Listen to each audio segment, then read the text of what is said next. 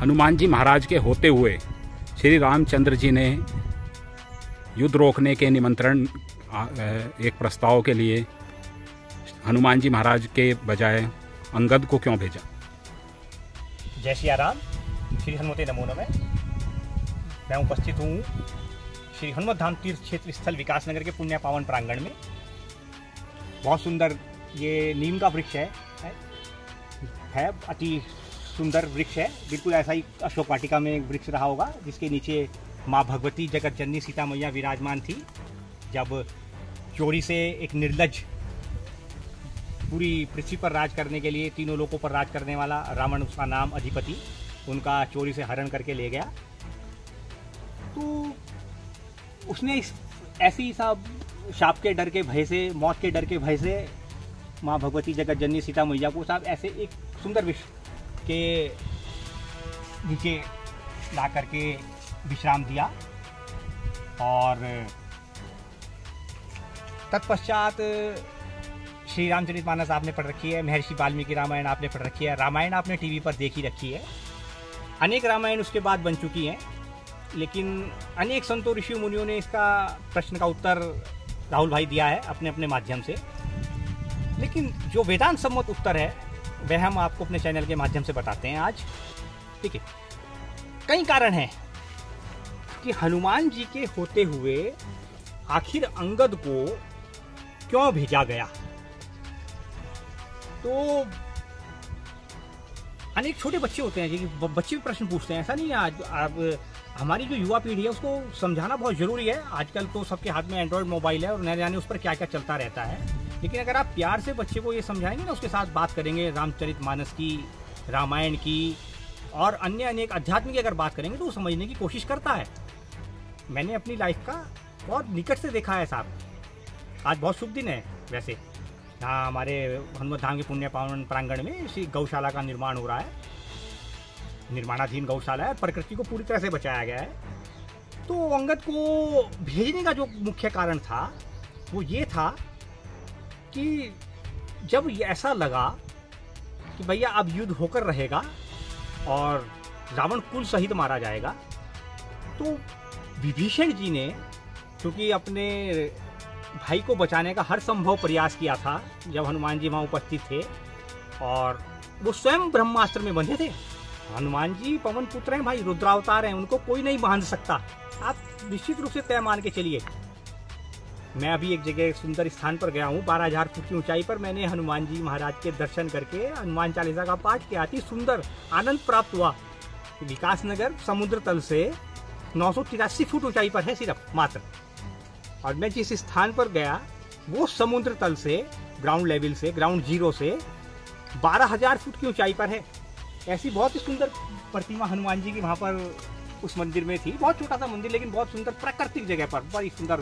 उससे थोड़ी सी दूरी पर था प्राकृतिक झरना, सीधे स्वयंभू शिवलिंग, जिसके सामने स्वयंभू नंदी विराजमान है।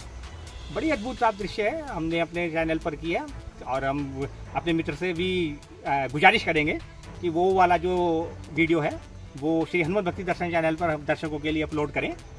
वो मैंने शूट कर रखा है वहाँ पर। तो इसलिए भेजा गया कि विभीषण ने प्रार्थना करी। 3 दिन तक कोई नहीं सोया साहब श्री राम के शिविर में, पहरा लगा रहा। और विभीषण इतने ज़्यादा चिंतित थे, और वो जानते थे क्योंकि वो धर्म की शरण में थे, है ना, या तो धर्म है ततो विजय। अब श्रीमद् भगवद गीता का संदेश है भाई। अनेक लोग पता नहीं कहाँ कहाँ पहुँच जाते हैं। तो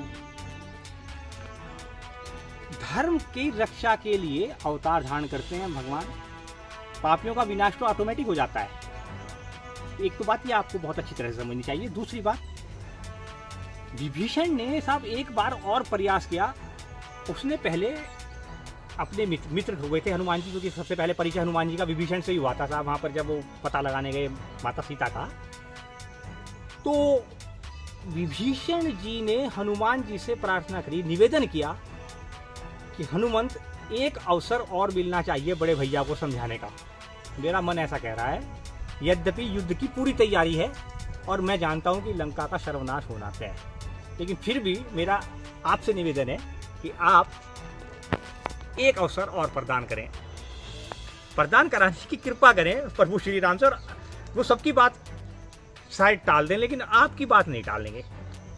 हनुमान जी ने कहा अच्छा मैं कोई बात नहीं मित्र, तो प्रयास करता हूँ, निवेदन कर सकता हूँ। देखो मैं प्रभु को आदेश तो नहीं दे सकता भैया, मैं तो सेवक हूँ, सेवक वह जो करे सेवकाई, तो मैं तो सेवक हूँ, मैं निवेदन कर दूंगा श्री राम के चरणों में। अभी आप भोर होने दीजिए, भोर से पहले ब्रह्म मुहूर्त में मैं श्री राम के चरण जब दबाने जाऊँ, जो आदेश करें तो मैं उस समय आपका निवेदन उन तक पहुँचा दूंगा। हनुमान जी ने उनका निवेदन वहाँ तक पहुँचा दिया। भगवान श्री राम, लक्ष्मण, विभीषण दाएं खड़े हैं, हनुमान जी चरणों में विराजमान है, पूरी सेना खड़ी है, अंगद जी बाहर गेट पर हैं। हनुमान जी ने जैसे ही निवेदन किया तो प्रभु श्री राम ने उनकी ओर देखकर मुस्कुराए, प्रभु श्री राम हनुमान जी की ओर देखकर, और बोले फिर हनुमान जैसा चाहो वैसे कर लो। तो हनुमान जी भैया ऐसे ही नहीं कहते उनको, बल बुद्धि विद्या देव मोहि हरऊं क्लेश विकार, ऐसे नहीं कहते। वो बड़े चतुर और निपुण हैं हर संदेश देने में और हर कार्य में, और खास करके अगर वो काम राम के लिए हो रहा हो। या प्रभु एक बार आपने मुझे पता लगाने के लिए भेजा था, मैं अपना कार्य संपूर्ण करके आया। अब अगर आप मुझे आदेश देंगे तो फिर मैं नहीं सोचूंगा प्रभु कि भगवान शंकर ने रावण को क्या वर दिया था और ब्रह्मा जी ने क्या वर दिया था, क्योंकि वो मुझे छेड़ेगा, मैं उसको छेड़ूंगा नहीं। अगर रावण ने मुझे अब की बार छेड़ा तो आप बहुत अच्छी तरह से जानते हैं प्रभु, आपके चरणों की सौगंध, मैं उसे छोड़ूंगा नहीं। तो प्रभु इस बार क्षमा करें। प्रभु मुस्कुराए, हनुमान जी को अपने हृदय से लगाकर पूछा अच्छा हनुमत ये बताओ कि अब इनका संदेश देकर भेजना किसको है। तो हनुमान जी मुस्कुराते हुए बोले प्रभु अब तो एक ही है जिसकी कसौटी को कसा जा सकता है, कसौटी पर भी कसा जाएगा और पता भी लग जाएगा, भैया आप अंगद को भेजिए। तो प्रभु राम मुस्कुराए और अंगद को अंदर बुलाया गया और अंगद से बोला गया अंगद बेटा ऐसा है, एक काम करके आना है आपको विभीषण जी का। इनकी विनती है कि आप एक बार और जा कर के अपने बड़े भैया को समझाओ। तो अब आपको ये काम करना है, वो आपकी बुद्धिमत्ता और चतुराई की भी परीक्षा मान के चलो आप है। तो आपको संदेश पहुंचाना है विभीषण का और आज्ञा है श्री राम की। देखिए बड़ा मतलब ले जा करके जब आप वेदांत के साथ जोड़ते हैं ना तो कड़ियाँ अपने आप से जुड़ जाती हैं। और भैया ये हनुमान जी ने तो स्पष्ट रूप से कह दिया है कि अगर उसने मुझे छेड़ा तो मैं छोड़ूंगा नहीं, लेकिन आपको ऐसा कुछ नहीं करना है, आपको संदेश पहुंचाना है और वहाँ का संदेश हम तक पहुंचाना है, और वो भी इस ढंग से कि हमें पता लग जाए कि हम कहाँ पर अब निर्णय लें। आपके यहाँ आने से पहले हमें ये पता लग जाना चाहिए कि हम क्या निर्णय लेंगे। निर्णय तो हम ले चुके हैं, वो तो वही जो राम रची राखा, लेकिन फिर भी इनका निवेदन स्वीकार करके अंगद को वहाँ पर भेजा गया।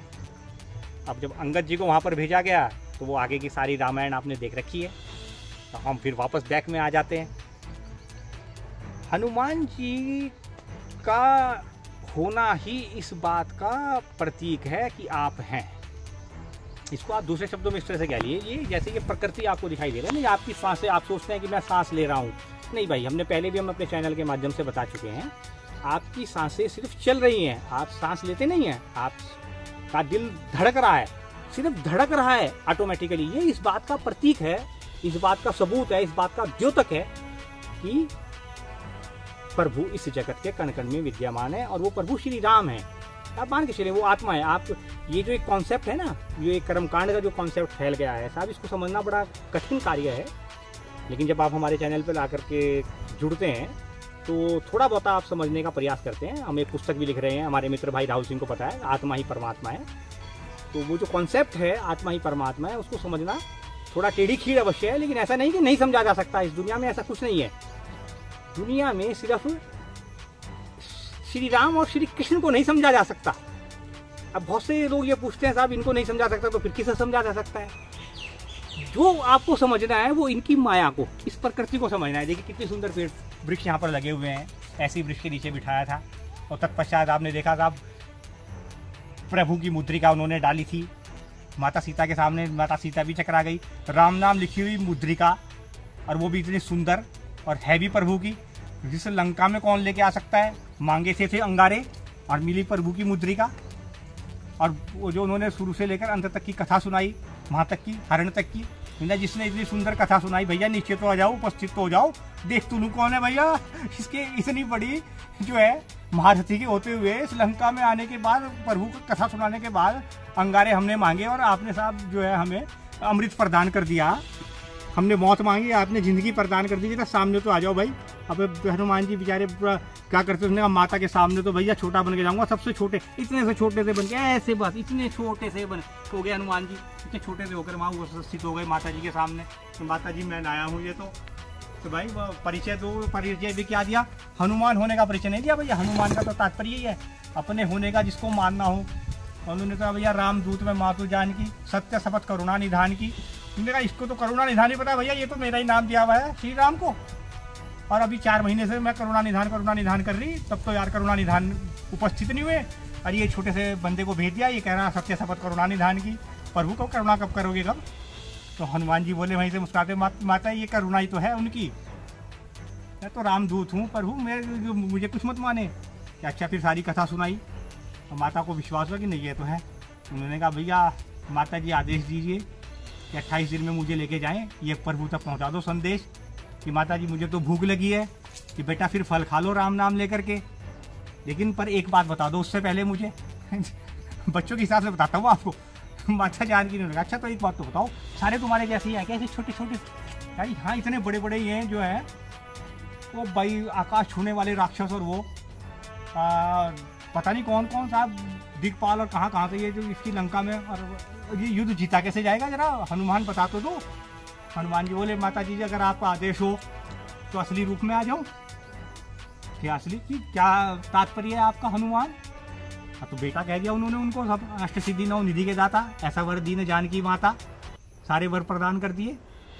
हाँ माता ये तो जरा सा क्या है ना, आपके सामने उपस्थिति थी तो जरा तमीज से पेश आना था। जरा असली जो राम जी का रूप है वो देख लो आप।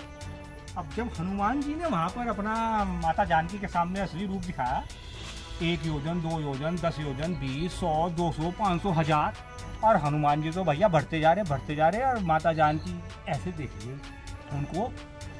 अभी तो ये मेरा बालक इतना नन्हा सा था, अब इसमें ऐसा ये तो यार पूरी लंका को भी ना खत्म कर दे आज, ये तो सारा काम ही खराब हो जाएगा। मनी मन माता जानकी सोच रही भैया ये तो एक हाथ से अगर इस पे ऐसे कर देगा तो ये तो सारी लीला ही खत्म कर देगा प्रभु की। क्योंकि भैया पुत्र वापस आ जाओ, भाई मैं समझ गई आपको क्या करना है, तुम फल खाओ लेकिन खाना राम नाम दे करके ना। माता उसकी आप चिंता न करें, आपका आदेश मिल गया, आप बताइए आप क्या करना क्या है ना। करना जो है वो मैं ये लो पकड़ो सारे वर, अष्ट सिद्धि नौ निधि के दाता, ऐसा वर दीन जानकी माता, राम रसायन तुमरे पाता, सदा रहो रघुपति के दाता, तुमरे भजन राम को पावे, जन्म जन्म के दुख विश्रामे, अंतकाल रघुवरपुर जाई, जहाँ जन्म हरि भक्त कहाई। ये सारे के सारे वर माता जानकी ने वहाँ अशोक वाटिका में दे दिए जब हनुमान जी ने अपना वो बड़े वाला रूप दिखाया उन्हें। और उसके बाद का सारा कांड आपको पता ही है, सुंदर कांड के नाम से विख्यात है। वो पूरा का पूरा कांड वहाँ सारे ऐसे तो प्राणी, ये तो बहुत छोटा सा वृक्ष है उनके लिए।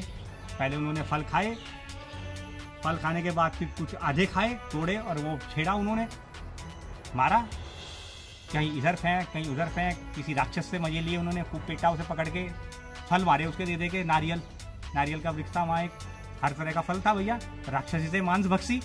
और कबीरदास जी भी कहते हैं भैया बच के रहना उनसे, है ना। तो मांसो खाने वाले को प्रत्यक्ष राक्षसी जानी, मांसाहारी मानवा प्रत्यक्ष राक्षसी जानी, ऐसा कबीरदास जी भी कहते हैं भैया। तो राक्षसों को मारा हनुमान जी ने। मारने के पश्चात भाई अक्षय कुमार ताजा बन के आया था, बहुत बड़ा बलवान सिद्ध, अरे मैं निपटा दूंगा पूरा सारा एक बार में। पिताश्री आप चिंता ना करें, अपने पिता रावण को कहा उसने। अब वो आया जी ललकारता हुआ, कौन आ गया वो भरा हनुमान जी को बंदर। उसने भी शायद मेरे ख्याल से पुराने जमाने की पढ़ रखी होगी कुछ, है ना, जैसे अमेरिका वाले कहते थे पहले यहाँ, और वो आजकल तो अब सुधर गया हिंदुस्तान थोड़ा सा, वरना पहले यहाँ भी जो है विदेशी इसी तरह से मजाक उड़ाया करते थे, क्या कहते थे, monkey worship, monkey God worship, है ना। तो भाई पहले समझ लो। तो वो आया जी, उसने ललकारा हनुमान जी ने, पहले तो उससे अटखेलियाँ करी भाई अक्षय कुमार से, फिर पूंछ पाँच में उसे लपेटा अपनी और पटक दिया कि ले भाई तू जा यार, तू ही निमट, पहले बहुत ज़्यादा हल्ले में मचा रहा था, तू जा पहले श्री राम के पास। भेज दिया श्री राम के पास, अक्षय कुमार को मार संहारा, लूंग लपेटा लंका को जा रहा। अब उन्होंने कहा भैया ये तो यार काम खराब हो गया, आज ने में जब वहाँ सूचना पहुंची, निपटा नुमटा दिया, सूचना पहुंची तो मेघनाद आ गया, इंद्र को जीतने वाला। उसने भी बड़े खूब हनुमान जी ने उससे मजे लिए भैया। पहले तो उन्होंने कहा पहले इसे देख तो लूँ जरा, इसमें कितनी ताकत है, कहाँ तक जा सकता है ये। बड़ा यार हनुमान जी का जो चरित्र है ना, इतना सुंदर है। गदा बदा सब उन्होंने अपनी पेड़ पर टांग दी और दोनों हाथ खाली रख रखे और पेड़ उखाड़ रहे और मजे ले रहे साहब इंद्रजीत से। और वो भौचक्का इंद्रजीत वहाँ सोच रहा है यार ये आज किससे पाला पड़ गया सामने, आज की हुआ क्या। वह भाई जी राष्ट्र में आकर के उसने अपना ब्रह्मास्त्र निकाल लिया। ब्रह्मास्त्र जब निकाल लिया तो रावण ने उसे आदेश दे रखा था कि उसे पकड़ के जिंदा लाना मेरे सामने, वरना वो ब्रह्मास्त्र भी हनुमान जी ने जो है कर देना था, उसका चूरा वूरा करके एक तरफ पटक देना था। फिर ब्रह्मा जी की हो गई थी बस भैया, सृष्टि में ही पड़ ले आ जाती अगर हनुमान जी उसको उनके वचन का जो है भंग कर देते, वहाँ उसे ब्रह्मास्त्र का चूरा बना देते, तो भैया उस दिन तो फिर गई थी सृष्टि भी सारी। तो खैर हनुमान जी ने एक्सेप्ट कर लिया, ले भाई चल भाई बांध के ले चल, जरा देख के तो आऊँ, मिल के तो आऊँ जरा कौन है वो। त्रिलोकीनाथ क्या है अपने आप को, क्या त्रिलोकीनाथ तो एक ही है मेरे प्रभु श्री राम। तो हनुमान जी बंध के चले गए वहाँ साथ में, अंदर पहुँच गए। वहाँ देखा भैया वो भाई वहाँ बैठा, वहाँ चढ़ा हुआ रावण को, पता नहीं कहाँ। हनुमान जी ने कहा भाई मैं रामदूत हूँ मैं। तब वहाँ विभीषण जी उपस्थित थे जी, है ना बच्चों, जो बच्चों को भी पता होना चाहिए ना। तो विभीषण वहाँ महल में उपस्थित थे, रावण के वहाँ दरबार में। अब उन्होंने देखा विभीषण जी एकमात्र सदस्य थे जो हनुमान जी को देख के खड़े हुए। उन्होंने कहा, प्रार्थना करी भाई इनको बैठने का, ये दूत है, दूत का स्वागत करो, बिठाओ इन्हों। तब भी रावण नहीं माना। और भैया हनुमान जी ने अपने पूंछ का ही बना दिया अपना सिंहासन। वो पहुँच के ऊपर, पहले तो हनुमान जी ऐसे देख रहे थे, फिर रावण ऐसे देख रहा था हनुमान जी को। है अभी तो ऐसे थे, अभी ऐसे ऐसे देख रहा, वहाँ पे खड़ा हुआ बैठा हुआ। फिर वार्तालाप हुई यार, हनुमान जी बड़े सौम्य, उन्होंने बड़े सलीके से उसको समझाया। अंगद की तरह से नहीं कि पैर जमा दिया तो पैर उखाड़ के दिखा दे मेरा, है ना, ऐसा हनुमान जी ने नहीं करा भैया। हनुमान जी ने तो बड़े प्यार से उसको समझाया, वो नहीं माना। तो फिर हनुमान जी भैया अब तो देखो भैया हो तो भाई जो राम रची रखा, हनुमान जी तो इतना कह करके वहाँ से वापस चले आए। और इस बीच का सारा प्रकरण आपको पता ही है। तो एक हम अपने चैनल के माध्यम से ये बताना चाहेंगे आपको, एक गलतफहमी हिंदुओं को दूर कर लेनी चाहिए अपनी, ठीक है। आप एक कहावत का प्रयोग होता है ना, घर का भेदी लंका ढाए। ये कहावत घर का भेदी लंका ढाई नहीं है भाई, विभीषण के लिए प्रयोग की जाती है। धर्म विरोधी लंका ढाए जो वास्तविक कहावत है ना, क्योंकि पढ़ना लिखना तो है नहीं, कुछ हमारी शिक्षा व्यवस्था प्रणाली ऐसी है। जो वास्तविक कहावत है वो है धर्म विरोधी लंका ढाए। धर्म विरोधी कौन? रावण। लंका ढह गई। तो ये अंतिम संदेश हम देंगे। जुड़े रहिए हमारे साथ। जय श्री राम, जय बजरंगबली।